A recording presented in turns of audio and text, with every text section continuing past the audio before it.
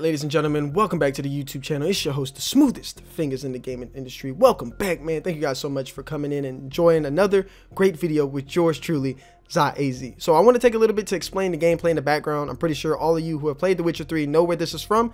This is from the reveal, or at least some of the gameplay that CD Projekt Red dropped when this game first came out. I spent 15 hours playing The Witcher 3 in another playthrough getting ready for Cyberpunk, as the only way to adequately prepare for Cyberpunk, in my opinion, is to play The Witcher 3, and between playing Red Dead Redemption 2, Ghost Runner, this, and then editing and making these videos as well, it took a lot of time out of my day. I can't go back and re-record The Witcher 3 footage that I had. Unfortunately, on the other account that I played The Witcher 3 on my other setting, or my other user on my PC, it doesn't have GeForce Now, and I completely forgot to use GeForce Now, or not GeForce Now, but the GeForce recording thing to record. And again, my apologies, I'm sorry, but again, it's just background game footage. Don't kill me for it. It is what it is, and we'll transition to Cyberpunk midway through this video. So the reason for this video today is to talk about whether or not I think Cyberpunk can I guess live up to the expectations of The Witcher 3, and can it surpass The Witcher 3? I know there's a lot of unrealistic expectations, and I just got done watching Charlie Penguin Z0. I don't know how to say his YouTube name, but you guys are pretty familiar with him if you have any type of brain on social media or YouTube. And if you haven't heard of him, I'll leave the link to his channel in the description below, or at least the link to the video that I seen. And he just got done talking about some unrealistic expectations that people had for Cyberpunk 2077, and I completely agree with them for the most part. Obviously, you can't agree on everything 100%, but there are some unrealistic expectations going into this game. Now, my only expectations, as I said in my last video, or not my last video, but one of my Cyberpunk videos going back a couple of days, I want to say now, and again, I'll leave the link to that in the description below to help you guys out, so you don't got to search for it like I got to do, you know what I mean? But the reason why I made that video was just saying what my expectations were, so that people didn't say that I had unrealistic expectations, or that I didn't fit into the community in that sense, or into that community for that sense. I don't have unrealistic expectations for any video game. Every video game is going to be buggy. Every video game is going to have problems, and every video game is going to have something to a point where not everybody agrees on it. But that doesn't mean that it's a bad game. It just means that everybody gets a different experience out of the game. And I feel like with The Witcher 3, it's a perfect example of this. With The Witcher 3, I didn't really get into it or enjoy it as much as the next person, because I just simply don't enjoy magic. And I made a video on this talking about this early on in the year, which didn't get a lot of love. Obviously, you know, a lot of people love this game, but for me, The Witcher 3 wasn't the best game, and I couldn't really delve into this game as much as others just because I don't get along with magic, I guess you can say. Again, being a Christian, it's really super hard to go into a world of magic, which my whole scripture is based on saying not to do and enjoying it. Again, just my preference. I'm not saying you guys can't enjoy the game. I did enjoy The Witcher.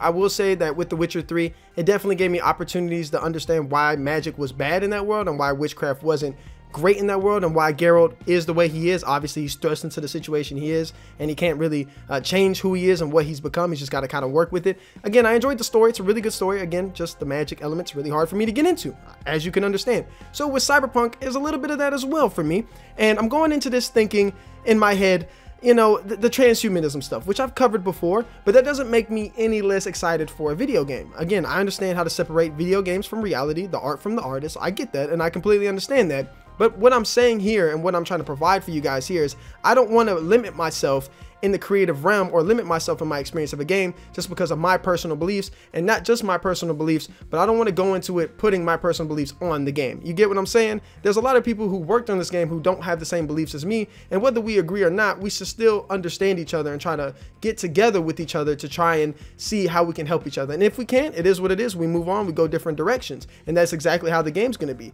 If I don't enjoy Cyberpunk, or if I don't enjoy a game, I'm not going to bash the game because I don't personally like it. I'm just going to say, hey man, it's not my cup of tea. I didn't really have that much fun with it because of A, B, and C, but I can see why people would enjoy the game, as I just told you with The Witcher 3. So moving on from that aspect, again, I wanted to talk about, will Cyberpunk 2077 live up to not only the hype, but will it live up to The Witcher 3? Because I firmly believe, and I've said this in one of my Cyberpunk 2077 videos, I think the most recent one, I'm pretty sure, where I was talking about I don't judge any game or any other developer on anything except themselves. I try not to get into the habit of referencing games or cross talking about games, because it just doesn't feel fair to the developer, and it doesn't feel fair to the people who support the game, and it just doesn't feel fair to the gaming community as a whole. Personally, for me, the only games that I could honestly sit down and compare and say they have any room to be in the same genre would probably be something like a Skyrim and The Witcher 3, and again, that's even far-fetched, and I don't really like doing that. And I could really only say, other than that, probably Call of Duty and Battlefield, because I mean, that's just been a war for ages. It's kind of died down recently, but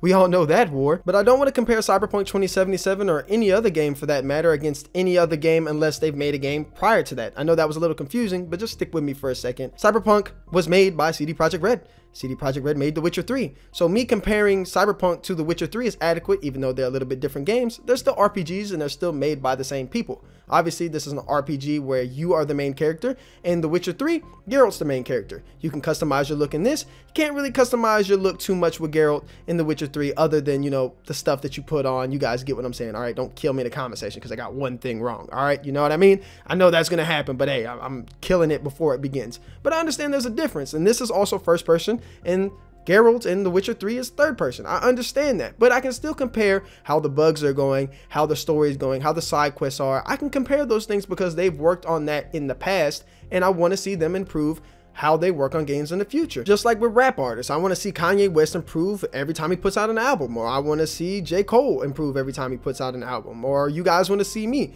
improve my videos every time I put out a new video. This is just how artists work, and this is just how anybody who's taken anything that they do seriously and wants to continue to improve on it, this is what they got to do. So what I'm saying here is I'm not trying to put CD Projekt Red on any other light or any other expectation than what they've already set for themselves. And I don't want to make any video game have some unrealistic expectation unless they've set it for themselves. So moving forward, obviously I can't judge if Cyberpunk's going to live up to it yet. I haven't played the game, and I'm going to play the game, and I'm going to give you guys a patient review. And in that patient review, we'll look back on this video and say, hey, did I cover the things that I was supposed to cover? Is this the things that I looked for? And you guys can hold me to a certain standard and also hold my criticism to see, has my video improved? Has my video editing style gotten better? Or have I done the same things and made the same mistakes that I made in the last videos or the other videos that I made in the past? So what I'm looking for in my patient review, and what I'm going to be looking for as I play this game, is how does CD Projekt Red tell the story? That's the number one thing. They're known for their storytelling. So I want to see if the main story is just as good, if not better, than The Witcher 3. That doesn't mean it has to be longer.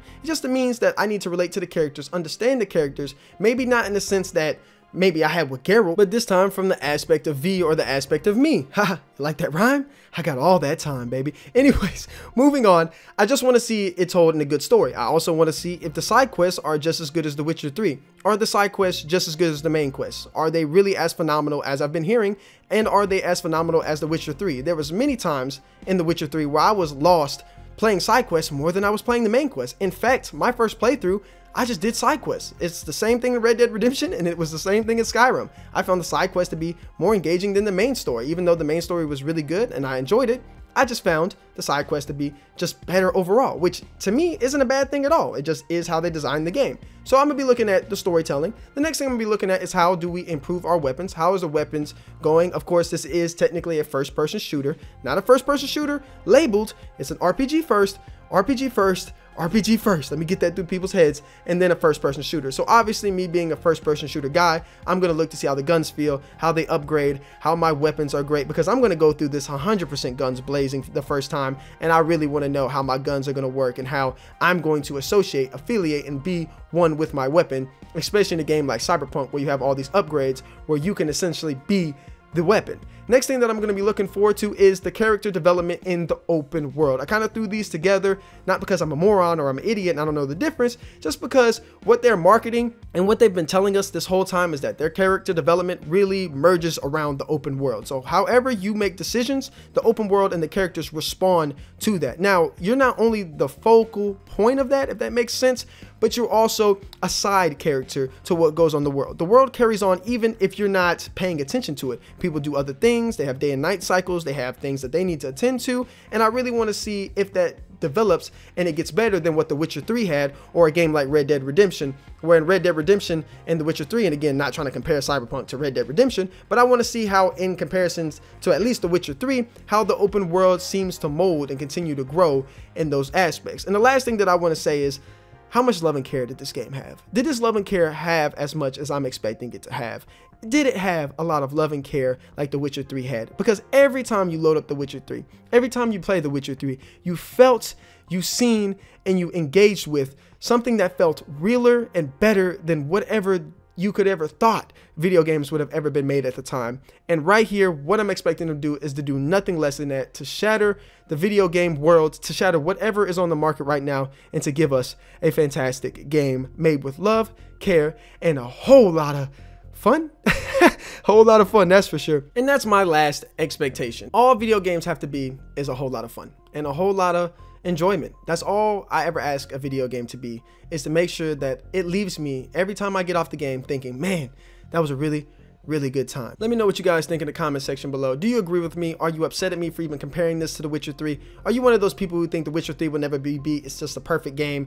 If you're like that, man, I ain't even gonna lie, don't even comment nothing. I ain't even trying to see that shit no more. Every game can improve, every developer can improve, and the genre has to go forward. If it doesn't, it's gonna go backwards, okay? The Witcher 3 is not the last game. It's not the perfect game. It has problems like every other game does, okay? And they can definitely improve. But again, let me know what you guys think. As always, ladies and gentlemen, it's your boy CyAZ. Bless up. As always, God bless. I'm looking forward to going into some Cyberpunk gameplay with you guys, and I'm definitely looking forward to putting out this patient review. Please be patient with me. I'm going to go through a lot of playthroughs before I get this up. It's going to take a while, but again, it's called a patient review for a reason. I'm not going to rush this review. I'm going to play the game unlike other reviewers, obviously, and I'm going to give you guys a fair, adequate, and responsible review. I'm not one of those guys where I'm going to make your decision or make a decision that you should buy the game unless you wait that long. But again, it's going to take me a while. I'm going to play all 3 playthroughs as a male V and all 3 playthroughs as a female V, doing everything that I can and everything known as possible, man. Really, I'm going to absolutely eat this game alive. Love you guys. Thank you guys for tuning in, and let's start our journey, baby. Let's start our journey. 8 years long. 8 years long we've been waiting on this game. Some of us have been waiting on this game, and I can't wait to get started. As always, ladies and gentlemen, much love. I'll see you in the next one.